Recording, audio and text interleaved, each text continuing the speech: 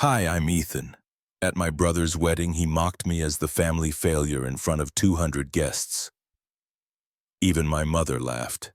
But then his CEO stood up and revealed I had invested $1 million into the company that saved them all. The whole room went silent. And when my sister-in-law read the proof I emailed her that night, everything changed.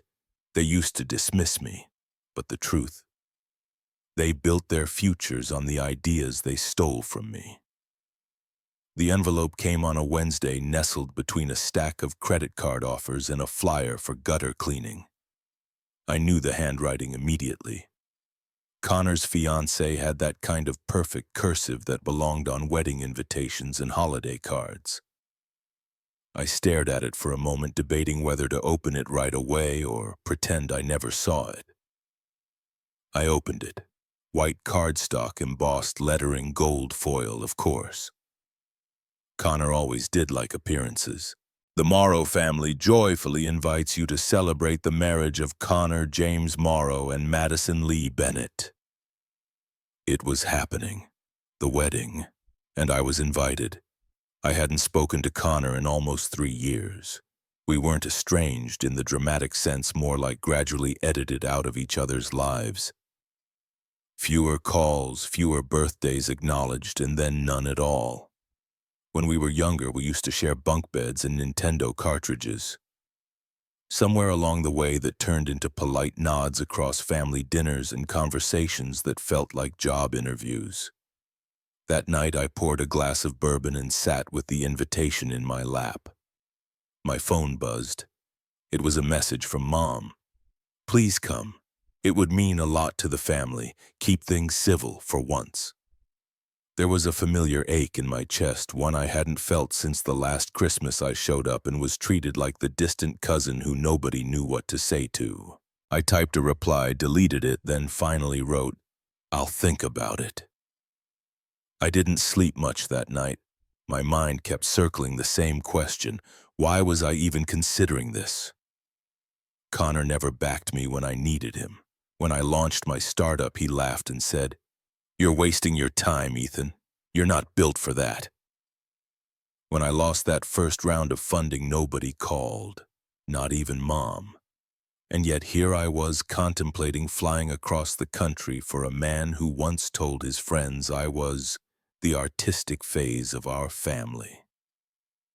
The next morning, I sat on the edge of my bed, invitation still on my dresser. I stared at it like it owed me something. Maybe closure, maybe a chance to say I showed up. Not for him, for me. I booked a flight to Denver. 3 weeks later, I stepped out of a rideshare in front of the Grand Arvada Hotel, a towering blend of guassos and old brick, where the wedding was being held. Guests in tuxedos and chiffon dresses milled around the valet. I adjusted my tie and smoothed down the front of my suit. Navy clean, nothing flashy. No designer label, just enough to blend in. Inside, the lobby smelled like lilies and ambition. Crystal chandeliers sparkled above rows of champagne flutes. Everything about it screamed curated elegance, just like Connor's Instagram feed. I found my name on the guest list. No +1, of course not. As I walked through the doors of the reception hall, I felt it immediately. That pause, the half-second delay in recognition. Some faces lit up politely, others squinted like they were trying to remember where they knew me from.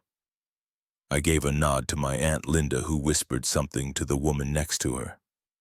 Probably something about how I dabbled in tech or that I didn't do much these days. I made my way to the back of the room, away from the spotlight. The string quartet played a modern pop song, their bows dancing like they had no idea how ironic their placement was. I stood there for a while, drink in hand, observing. Not participating, just witnessing. Connor stood near the head table, laughing with a group of groomsmen.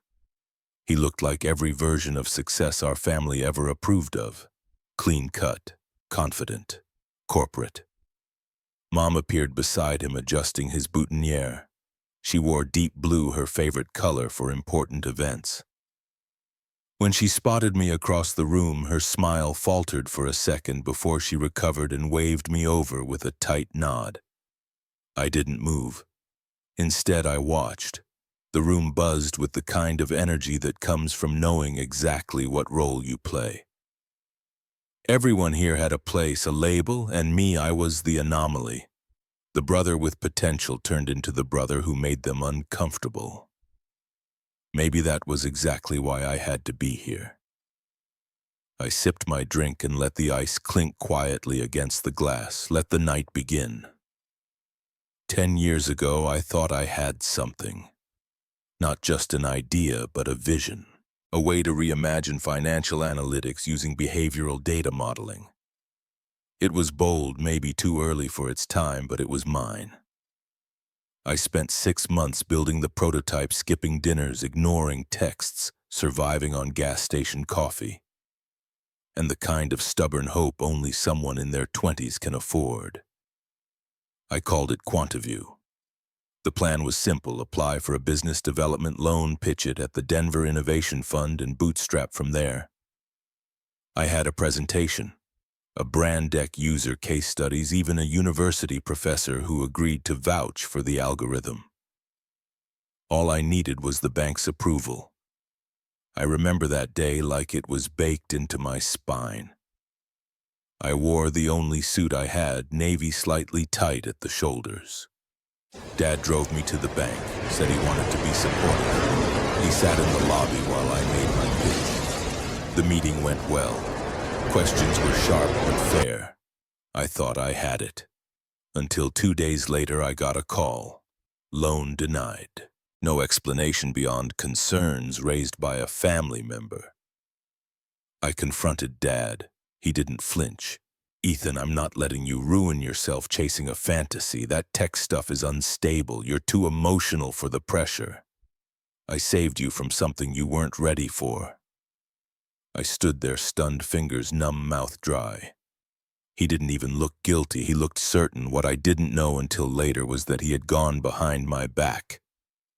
Met with the bank manager, framed me as erratic, unreliable, prone to burnout, a liability. Mom backed him, said, "He just wants what's best. You need something solid like Connor." Connor, who by then had landed a junior executive position at Boston and Rowe thanks to Dad's connections.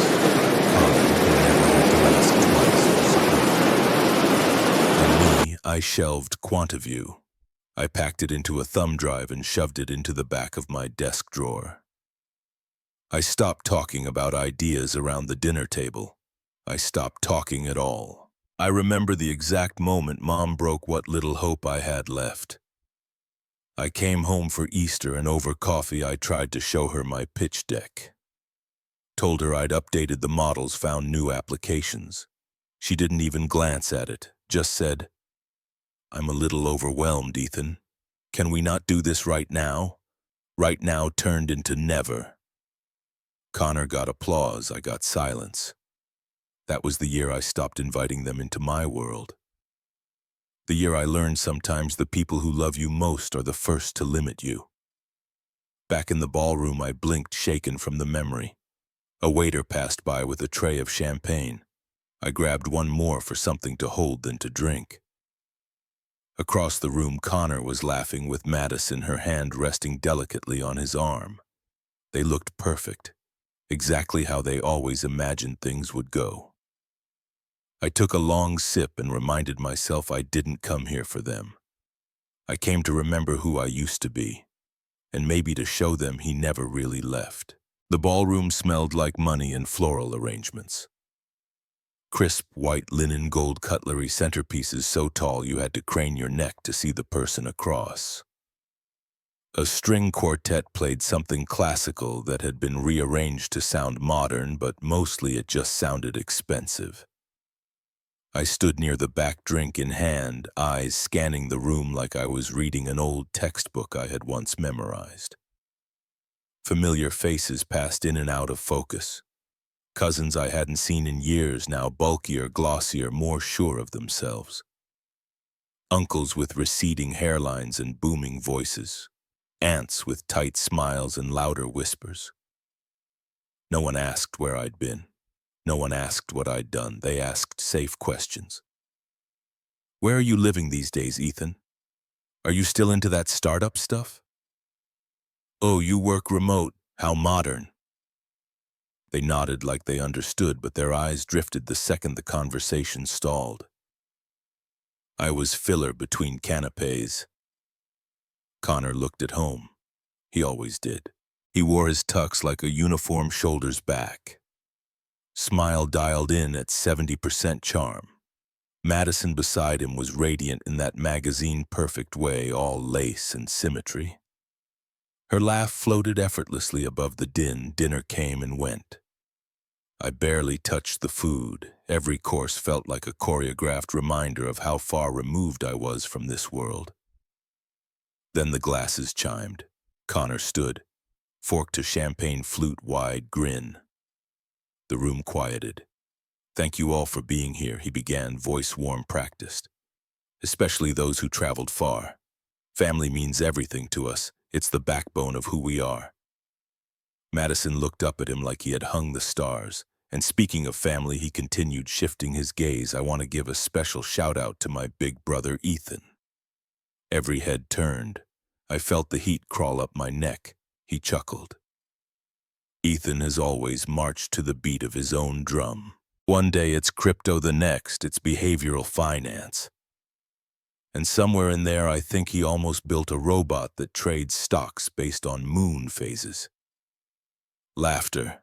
Not cruel, but not kind either. He held up his glass. To the dreamers in the family, may they always keep us entertained. The room erupted. I didn't flinch. I'd learned not to. My face stayed neutral, maybe even amused. I raised my glass with the rest, took a sip, but inside something tightened. Not anger, not even sadness, just that old familiar pressure, like trying to breathe through a sweater pulled too tight over your head. Mom was smiling, proudly, as if Connor's jab had been a compliment. Dad laughed heartily, shaking his head like, oh, that Ethan. What a character. I wanted to leave. Right then, I could have. But I stayed, not because I needed their approval. That ship had sunk and rusted at the bottom of my self-worth years ago. I stayed because I needed the reminder. This was what they saw when they looked at me. The almost, the unfinished. The story they could tell to fill the awkward silence between real accomplishments. I finished my drink slowly, then placed the empty glass on a passing tray and walked toward the terrace doors. The air inside had grown too tight, too artificial. Outside, the Denver night wrapped around me like an old coat, cool, honest. I rested my hands on the stone railing and looked out at the city lights. They had laughed, but I wasn't done. Somewhere behind me, the laughter faded into music and clinking glasses. I stayed by the railing, letting the city stretch in front of me. Denver always looked more honest at night, like it didn't need to prove anything. I heard footsteps approach but didn't turn. Then a voice, low, measured. Didn't expect to find you hiding out here. I looked over my shoulder. Elliot Graves, black suit, no tie, top button undone like always. He held a tumbler of something amber, likely neat. His smile was small, curious, not pitying, not hiding, I said, just needed air. He stepped beside me, taking in the view. Beautiful city, easy to forget when you're in rooms like that. We stood there for a few quiet seconds, the kind of silence that felt intentional. You still holding your stake? He asked without looking at me. I nodded. Haven't touched a share. Good. His gaze finally met mine, because tonight might shift some things. I raised an eyebrow. He gave a small shrug. I was going to keep things simple. But after that little speech from your brother, I think context is overdue. Elliot.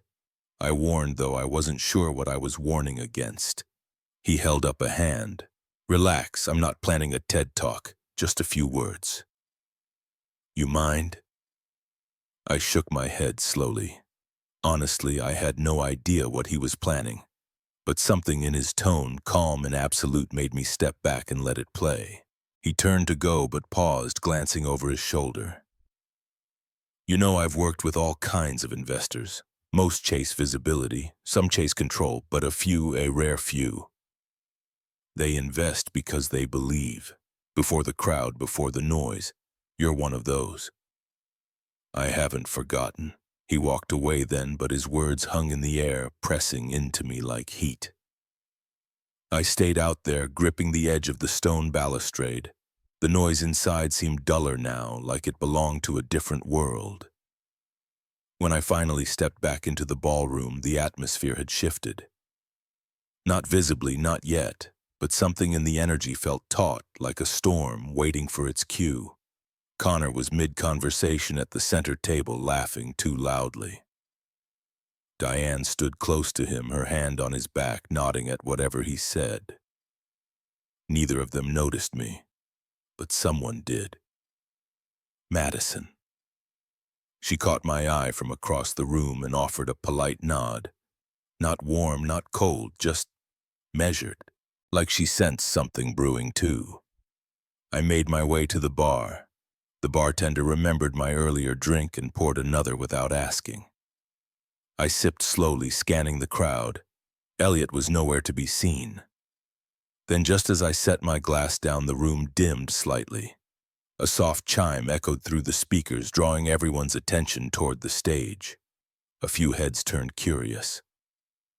Elliot Graves stood at the microphone. Calm, composed. His presence alone pulled the noise down to a hush. He wasn't holding a script. He didn't need one.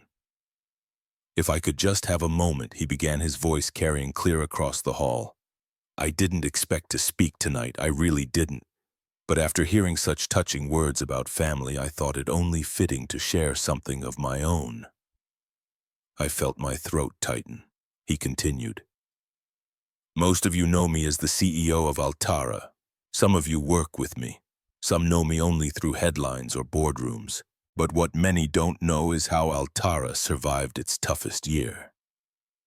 There was a flicker of confusion in the crowd. Elliot didn't blink. In 2018, we hit a crossroads. Our Series A had dried up. The market was volatile. Big names walked, but one investor leaned in, quietly, without fanfare, no press release, just conviction. $1 million, personal, unprompted, no board seat, just belief. My pulse beat harder with every word. That investor was Ethan Morrow. A gasp. Audible. Then murmurs. He's never asked for recognition, never even let me say it aloud, but tonight, after watching him sit through a speech that mocked his character, I'm not staying silent. Heads turned toward me, dozens. I didn't move. Ethan doesn't just consult, he doesn't dabble, he builds, he supports, and he believed in Altara before we had logos on walls or rows of desks. Connor's face drained. Diane's hand slipped off his back. Thanks to Ethan's investment, we didn't just survive, we scaled. We hired, we innovated, and now we lead. I stood still, not smiling, not shrinking. Elliot lifted his glass to quiet strength, to vision, to belief. And with that, he stepped down. Applause came late, uneven. Like people weren't sure how to reconcile what they'd just heard with what they thought they knew. I looked across the room. Connor was frozen, but I kept standing. Applause came late, uneven, like people weren't sure how to reconcile what they'd just heard with what they thought they knew. I looked across the room. Connor was frozen, but I kept standing. Then it all shifted. Not with volume, not with chaos, with silence. With the kind of silence that echoes louder than claps. I didn't glance at Diane. I didn't need to. I could feel her eyes on me. Years of brushing me aside, of telling me it wasn't the right time, that I was too impulsive, too impractical. They culminated into this moment where she had no words left. She had used them all on Connor. Connor, on the other hand, looked like someone had unplugged him. His face pale, his jaw slack, his hand gripping the back of Lily's chair without realizing he was crushing the satin ribbon tied around it. Madison stood. First a clap, then a few others followed, polite, unsure, like they were testing the waters of a new truth. I didn't smile, not out of spite. I simply didn't need to. I picked up my drink, took a slow sip, and let the warmth settle. Elliot made his way back to the floor, weaving through the guests like nothing had happened. Except everything had. He didn't come to me directly, just gave a subtle nod from across the room before being intercepted by a board member from Denver Tech Alliance. I walked toward the back terrace again. I needed air, but not to escape, just to reset. As I stepped outside, the cool air rushed into my lungs, crisp and grounding. I leaned against the railing, watching the night hold steady over the Denver skyline. Footsteps again, but lighter. Then a voice I hadn't heard in years, not directly. I didn't know, Ethan. I swear I didn't know. I turned. Diane. Still elegant, still poised, but the edge was gone. Or maybe just dulled. He never told me. Your father. I thought he was exaggerating. I didn't think you were doing something real. I let her speak, let the air between us stay charged. You always believed in Connor. I said it without anger. Just a fact. He was clear, focused. And I thought you were chasing shadows. Her voice cracked at the edges. She wasn't used to being wrong. She wasn't used to admitting it. You never asked. That was the part she never saw. I would have told her everything, shown her, if she had asked. But she never did.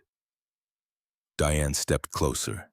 I know I can't take it back, and I don't expect you to forgive me, but I want you to know that tonight, I saw you, really saw you. For a moment, the silence between us didn't hurt. It just rested there. I nodded.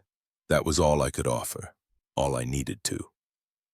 Inside, the music picked up again. The reception was recovering. People had started dancing, glasses clinked, laughter resumed, but the current had shifted. As I stepped back into the ballroom, Connor turned. Our eyes locked. He opened his mouth, but nothing came out. Lily touched his arm, whispering something, but he didn't respond. I walked past him without slowing. There was nothing left to prove. Let the night continue. I hadn't thought about that tiny hotel conference room in years, but now it flashed in full color. The worn carpet, the complimentary coffee that tasted like cardboard, the folding chairs lined up beneath flickering fluorescence. 2019 felt like a different life, because it was. I had just come off a brutal exit from the street. One merger gone sideways and my name was blacklisted. I wasn't fired exactly, but no one was calling. I still wore the same tailored suits, but my inbox stayed empty. That seminar wasn't even one I planned to attend. I just needed somewhere to be that day that wasn't my apartment. The flyer said FinTech Founders Navigating First Stage Capital. I figured maybe I'd learn how not to blow my last savings. That's where I saw Elliot. Not on stage, just another guy with a laptop and too much caffeine. He wasn't polished then, wore sneakers with his blazer, talked with his hands. But when he asked a question during the Q&A, I remember tilting my head. Afterward, I found him near the snack table where neither of us touched the stale granola bars. Altara, huh? I asked. Yeah, AI-optimized risk management tools for small-cap funds. Not sexy, but scalable. He shrugged like he didn't expect much. What do you need most, I said. Runway. We're burning through seed money. And someone who understands that growth isn't always exponential. It needs patience. I stared at him a moment, then reached into my briefcase and handed over my card. The real one. The one I hadn't used in months. Meet me Monday. Let's talk numbers. I had nothing to lose, and something in his eyes reminded me of me. Before I learned to doubt myself. Monday turned into 3 meetings, then 6 weeks of due diligence. I read every draft, every forecast. I even cold-called 3 vendors he mentioned just to hear how they described him. He didn't oversell, didn't try to impress. He just presented, asked smart questions, and listened. It was rare and refreshing. I met his co-founder once, a quiet guy named Raj who handled tech. Raj said one sentence that stayed with me. Elliot doesn't chase big money. He builds what's needed. In June 2019, I wired Elliot $1 million from my personal account in exchange for 18% equity and a strategic advisory role. No press release, no ceremony, just trust. I didn't tell anyone, not even Diane, especially not Diane. I knew what she would say, that it was reckless, that I was throwing good money after another fantasy, that Connor had just made junior partner at Lincoln and maybe I should ask him for advice. Elliot and I agreed to keep the source of funds anonymous. Let the board assume it was an angel group. Altara survived, then thrived. A year later, when the pandemic hit and most small firms folded, Altara's automated systems helped dozens of firms recalibrate their portfolios in real time. That's when Series A came knocking, then Series B. I watched from a distance as the company I believed in grew beyond both our imaginations. And I stayed in the background, where I did my best work, where I didn't need applause, until tonight. Whispers filled the air like smoke. I could hear them from across the room, little pockets of disbelief, half-choked chuckles of surprise, and muttered questions passed behind half-empty champagne flutes. He really put in $1 million? Wait, I thought he was the broke brother. Connor never mentioned anything about that. It was the sound of shifting narratives, of recalculated opinions, and I just kept walking through them, not basking, not retreating. Just present, fully.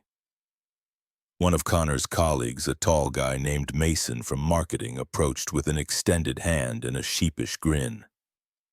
Hey, Ethan, I just wanted to say what Elliot said. That was huge. Makes a lot more sense now how Altara got through the 2020 crunch. I shook his hand and nodded. Thanks. It was a bet, one I believed in. Then came Carla from compliance, and then one of the tech leads.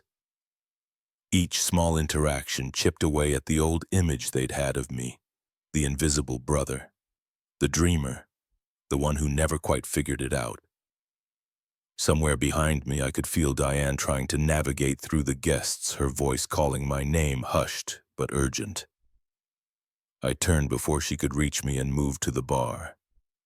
Madison intercepted me there, dressed perfectly, smile poised, but the corners of her mouth were trembling. Ethan, that was quite a surprise. You really kept that all to yourself. I glanced at her. Some things speak louder when they're not said. She blinked. Connor didn't know. I didn't know. I didn't do it for you to know. Before she could answer, Connor stormed past the dance floor, jaw clenched. He caught Elliot near the far exit and yanked his arm. You just had to make it about him, he hissed. Elliot's voice was calm but clipped. It was already about him. You just never saw it. You embarrassed me. At my wedding, in front of our board. No, I told the truth. You should try it sometime. Connor looked like he wanted to throw a punch but remembered his surroundings. Guests had started watching. Some phones were raised. He dropped Elliot's arm and stormed out into the night. Lily followed, hesitated, then turned back. Her eyes landed on me, unreadable. She didn't smile. She didn't frown either. She just nodded. Like a new understanding had formed. Back at the bar, Diane finally reached me. Ethan, please, I just want a word. I turned. She was flustered, not from anger, but from the collapse of certainty. The one sun she thought she could predict had cracked in front of her. You don't have to explain, I said. But I do because I was wrong, and I let Ron's voice dictate how I saw you, How I dismissed you. That's on me. I nodded slowly. I'm not angry. She looked surprised. You're not. No, I expected it. I grew through it. For the first time her eyes welled, not out of pride, out of guilt. You look just like him up there, she whispered. Your father, when he spoke in court that day during the audit case. Calm, measured, devastating.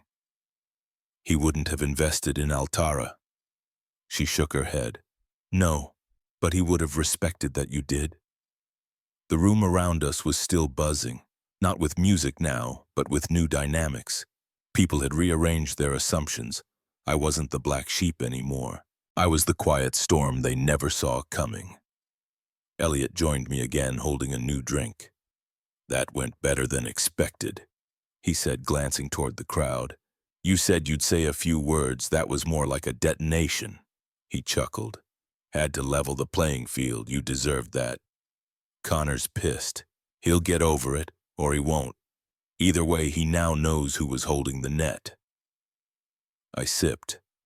It's funny. I spent years wondering if I made the right call doing all of this quietly. Now I realize the silence was the message. He clinked his glass to mine, and it was received.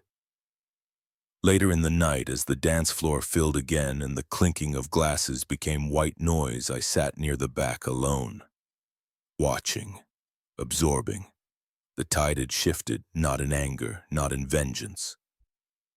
Just clarity. That was all I ever wanted, and now they had it, and now they had it. I didn't expect to be approached again that night. Most people had already said what they needed to. Some avoided me altogether. Others gave polite nods, the kind reserved for people who'd unexpectedly moved up a few tax brackets. But as I was about to leave the reception hall to grab some air, someone tapped my arm lightly. Ethan.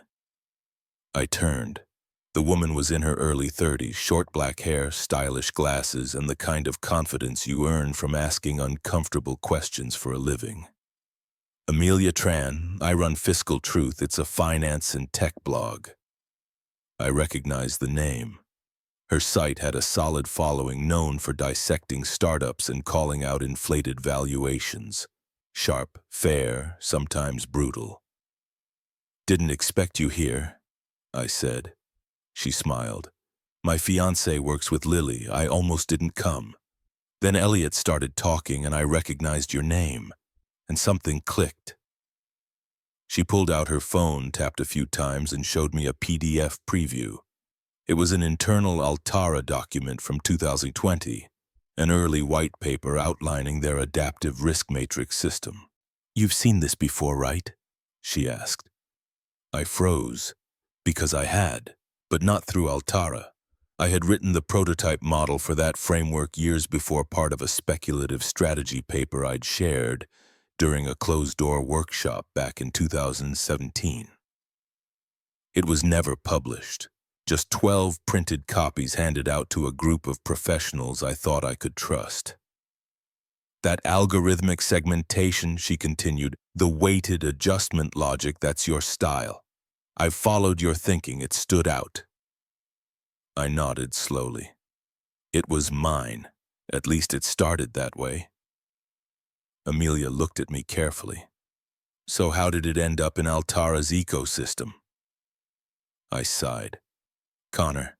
He asked to see it back then, said he was curious about my latest harebrained scheme. I didn't think much of it. Gave him a copy. He never gave it back. You didn't recognize it when Elliot showed you Altara's roadmap. By then it had been reshaped, modified, rebranded, and I was too focused on the broader vision to connect the dots. She exhaled. Do you want me to go public with this? I've got enough threads to weave a credible narrative. You'd stay anonymous unless you choose otherwise. I paused. The air between us stretched tight. Let me think about it. This isn't just about tech, it's about family. She nodded. Of course, but Ethan's stories like this, they don't stay buried forever. She handed me a card. Whenever you're ready, I'll be listening. She disappeared into the crowd, leaving a subtle trail of jasmine and disruption. I walked outside the Denver air sharp now, with night fully settled in. My mind reeled not with anger but with recognition. The betrayal didn't sting like before, it didn't surprise me. It clarified. Connor hadn't just dismissed me. He'd taken from me, used my ideas to build credibility, and then laughed at the very mind that birthed them. I leaned against the railing, staring at the city below. For the first time, I felt the weight of justice, not as revenge, but as inevitability. Elliot joined me a few minutes later. "You look like you've seen a ghost." "Just a ghost of an old draft." He raised an eyebrow. "The risk matrix," I said. "A version of it was in a paper I wrote. Years ago, before Altara, Connor had a copy." Elliot's jaw tightened. He didn't say anything for a few beats. "You think he passed it off as his?" "He didn't need to. He just let it float, didn't correct assumptions." Elliot swore under his breath.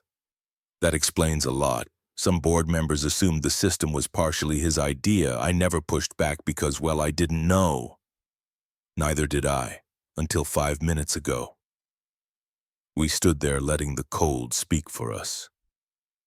"You want me to address it?" he asked. "Not yet. Let's see if Connor brings it up himself." Elliot nodded. "Let me know when you're ready. I've got your back."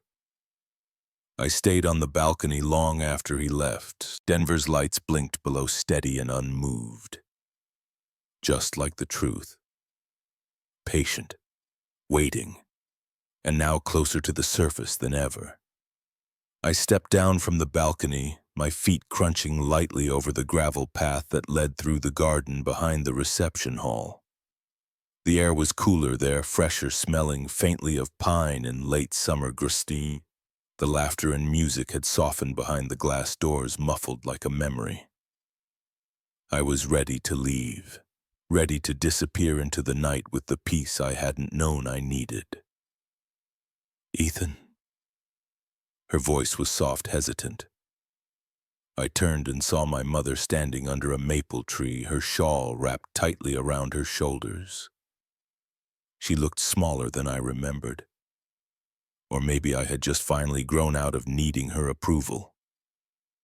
"Can we talk just for a minute?" I nodded, though every muscle in my body wanted to keep walking. I waited as she approached slowly, heels sinking slightly into the grass. "I know tonight was a lot," she said. I didn't answer. I waited. She looked up at me with those familiar eyes, the ones that had once told bedtime stories and later turned cold with disappointment. "I just want you and Connor to get along," she said finally. "That's all I ever wanted. For my sons to respect each other, to support each other." I let out a quiet laugh, more air than sound. "You wanted peace, not truth. There's a difference." "That's not fair." "Isn't it? You never once asked me why I stepped away, why I stopped coming around. You just assumed I was bitter or lost. You saw me as a problem, not a person." Her mouth opened, then closed. She looked down at her shoes. "You never really saw me," I continued. "Only the inconvenience I became, the awkward questions I raised, the silence I brought to your dinners." "That's not how I meant it," she said quickly. "But it's what happened." We stood there for a long beat. "Connor needed help," she said softly. "And I didn't." Her eyes filled, but she didn't let the tears fall. Diane Morrow didn't cry in public, not even in gardens under soft yellow lights. "You always seemed so self-contained, like you didn't want it. I didn't want pity. I wanted acknowledgement. I wanted to matter to you, not just when it was convenient." She took a small step forward. "Ethan, I'm sorry. I didn't realize how much I'd missed." I looked at her, at the lines on her face, the strain in her posture. For the first time, I saw the fear behind her control, the way she clung to structure to avoid chaos. "I know," I said. She blinked. "You do? Yeah, I just don't need anything from you anymore. That's the difference." Her shoulders slumped just a little. "Will you forgive me?" I didn't answer. Not because I couldn't, but because forgiveness wasn't a switch. It was a season, and I wasn't there yet. "Take care of yourself, Mom." I turned and walked down the path, the garden lights fading behind me with each step. I didn't look back. For the first time in years, I didn't need to. I turned and walked down the path, the garden lights fading behind me with each step. I didn't look back. For the first time in years, I didn't need to. The next morning, I returned to my apartment in Seattle. It was still dark when I arrived, the city cloaked in a gentle drizzle that coated the windows and sidewalks like memory. I didn't bother turning on the lights. The silence was a welcome shift from the weight of the night before. I dropped my bag by the door and walked straight to the storage cabinet tucked beneath my bookshelf. I opened it and pulled out a nondescript gray box labeled 2017-2019. Inside were old pitch decks, annotated articles, scribbled notes on yellow legal pads. Documents I had once clung to like life vests, hoping they would carry me somewhere I belonged. I dug through the contents until I found the folder I was looking for. My original draft of the adaptive risk matrix system. Printed on thick paper, the ink slightly faded at the corners. I ran my fingers across the title page. This was the foundation Connor had borrowed, diluted, and claimed by omission. I placed the folder on my desk and turned on my laptop. It hummed to life with familiar efficiency. I scanned the hard drive for the final digital version, complete with timestamps, metadata, and archived email exchanges with peers from the workshop. Everything I needed to show where the idea originated. I composed an email. The recipient, Madison Morrow.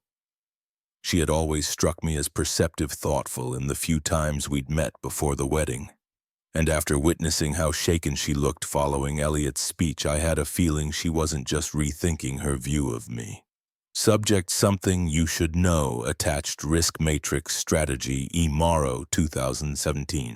PDF body: E. Madison. I hope this message finds you well. I wanted to share this with you not out of resentment but out of respect for truth. Attached is a document I created and presented in 2017. You might recognize some of the material, especially in light of recent events. I thought you should know what Connor used to build his narrative. Not because I want anything undone, but because clarity matters. Best Ethan. I hit send. The moment the email left my outbox, I leaned back in my chair and stared at the ceiling. There was no thrill in it, no satisfaction. Only a quiet, steady resolve. A few hours passed. I went about my day answering work emails, ordering groceries, watching the rain continue its soft percussion against the glass. Then in the late afternoon, a reply popped up. From Madison Morrow, subject: something you should know, Ethan. Thank you for this. I read every page. I appreciate your honesty and I believe you. We'll talk soon. Best, Madison. No exclamation points, no dramatics, just words lined with gravity. I closed the laptop and walked to the window. Seattle's skyline blurred behind droplets of water sliding down the pane. There were still questions to answer, decisions to make, but now they weren't mine alone. Let them sort through the truth however they needed. I had already done my part. Let them sort through the truth however they needed. I had already done my part. Weeks passed. The days grew colder and the fall rain settled into Seattle like a long exhale. I kept to my routine. Morning coffee from the corner cafe, midday calls with the few consulting clients I still kept, and quiet evenings reading or walking the waterfront. I hadn't heard from Madison again. I didn't expect to. But one morning in November, an encrypted email arrived from an unfamiliar Altara corporate account. The subject line was simple internal transition notice, confidential. Inside was a summary report from Altara's executive board detailing a departmental restructure. It noted that Connor Morrow had voluntarily transitioned to a non-strategic role in operations oversight pending an internal review of duplicated materials in past presentations. No names were mentioned, no fireworks, just corporate language designed to minimize noise. I stared at the screen for a long moment, then closed the file. That was how these things worked. Not with public apologies or shouted justice, but with quiet shifts and rewritten org charts. That same afternoon, I received a call from Elliot Graves. "Ethan, you've been on my mind," he said. "We're forming a new strategic advisory council. External minds, people with vision. I'd like you to be one of them." I paused. "You're serious?" "I am. We're scaling again. We need the kind of foresight you showed back in 2019, and frankly, I trust you." I looked out the window, watching a bird hop along the fire escape. "Thank you, Elliot. Truly, but I don't want a seat at the table full time. That's never been me." He laughed. "Then come in quarterly. Help us plan. No titles, no strings, just impact." That I could live with. "All right, send me the schedule." After the call, I opened my notebook and jotted down a few notes about market shifts and risk architecture I'd been toying with. It felt good to think about the future again, not to prove anything, just because I still cared. In early December, a holiday card arrived in the mail, no return address, but the handwriting was familiar. Inside was a simple message. "Thank you for your clarity. We're doing some reflecting this season. Madison." No more needed to be said. That night I walked down to the pier and watched the ferries cut through the dark water, their lights trailing like quiet intentions. I wasn't waiting for validation. I wasn't angry anymore. I had made my choice. So had they. I had made my choice. So had they. 1 year later, I stood on the balcony of my new apartment overlooking downtown Denver. The skyline shimmered beneath a pale winter and the snow-dusted streets alive with people preparing for the holidays. It was a far cry from the Seattle rain, but it felt right. A new view for a new chapter. I sipped coffee from a stoneware mug, steam curling into the air. My phone buzzed softly beside me. A new article had just gone live on FinEcho, a digital financial magazine I occasionally read. The headline caught my attention: "The man behind a thriving tech empire." I tapped it open. The author was Amelia Tran. The story didn't mention me by name until the 4th paragraph. But when it did, it was clear she had done her homework. She laid out the quiet investor who backed Altara at its lowest moment, highlighted the strategy that saved it, and acknowledged the pattern of ideas often miscredited to louder voices. She didn't drag Connor, but the contrast was evident. Reading it didn't make me feel triumphant. It made me feel seen. I left the phone on the table and walked to the mailbox in the building lobby. Most of it was the usual junk: holiday flyers, coupon books, a tax envelope. But one letter stood out, handwritten, my mother's handwriting. I opened it slowly, unsure what I'd find. It was a short letter, just a few lines. "Ethan, I've been thinking a lot this year, watching, listening. I was wrong, about more than I care to admit. Thank you for never giving up. Love, Mom." I stood there for a long moment in the lobby, holding the letter like it might vanish if I moved. I didn't cry. I didn't need to. The words weren't perfect, but they were enough. Later that evening, I returned to the balcony. The lights of Denver sparkled like threads of possibility. I thought about how far I had come, not just in distance or money, but in presence. They had once laughed at my ideas, dismissed my ambition, seen me as a failure, but I had invested in the very future they now admired. I had backed it with my belief, my work, and my sense. And that was enough. If you've ever been underestimated, if you've ever been told to be quieter, smaller, safer, let my story remind you of this. You don't need permission to succeed. You just need to believe that your voice, even in silence, matters. Thank you for listening.